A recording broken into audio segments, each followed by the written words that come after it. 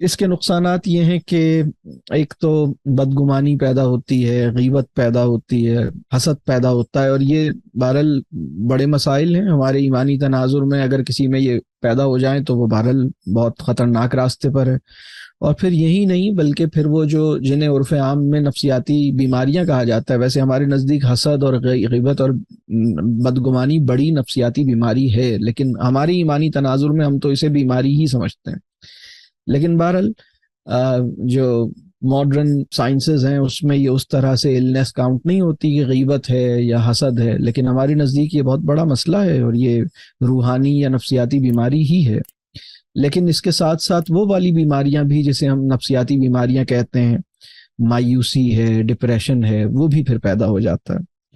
اور پھر کبھی کبھی یہ ہوتا ہے کہ وکٹم مائنڈڈنس میں رہنے والا کبھی کبھی انتقامی رویے اس کے اندر پیدا ہوتے ہیں، کبھی کبھی وہ جرائم کی طرف اس کا رجحان پیدا ہو جاتا ہے. کبھی کبھی یہ مسئلہ بھی، یعنی یہ بہت خطرناک حد ہے، یہ بہت آگے کی سطح ہے کہ یہ پیدا ہوتا ہے. دنیا میں بہت سارے جرائم کرنے والے لوگ اپنی ابتدا میں کسی سطح پر کسی موقع پر وہ وکٹم مائنڈڈنس کا شکار بھی رہے ہیں. ان میں بہت بڑی اکثریت انسانوں کی ایسی ہے، یعنی ان کا یہ خیال ہے کہ ان کے ساتھ زیادتی ہوئی ہے، لہٰذا اب وہ انتقام کا حق رکھتے ہیں، لہٰذا وہ معاشرے سے یا دنیا سے ایک انتقام لیتے ہیں.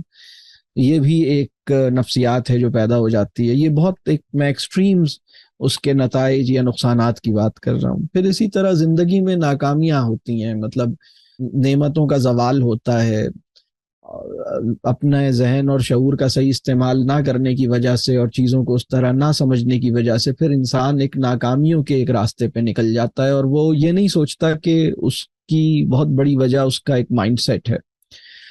تو یہ اس کے کچھ نقصانات اور نتائج ہیں احساس مظلومیت کے. اچھا، اس کی اب دنیا نے کیا طریقے نکالے ہیں؟ ماڈرن سائیکالوجی کا جو لینس ہے نا، اس نے اس کے جو سلوشنز ہیں وہ پھر جیسے وکٹم مائنڈ سیٹ کے جواب میں انہوں نے وکٹر مائنڈ سیٹ انٹروڈیوس کیا.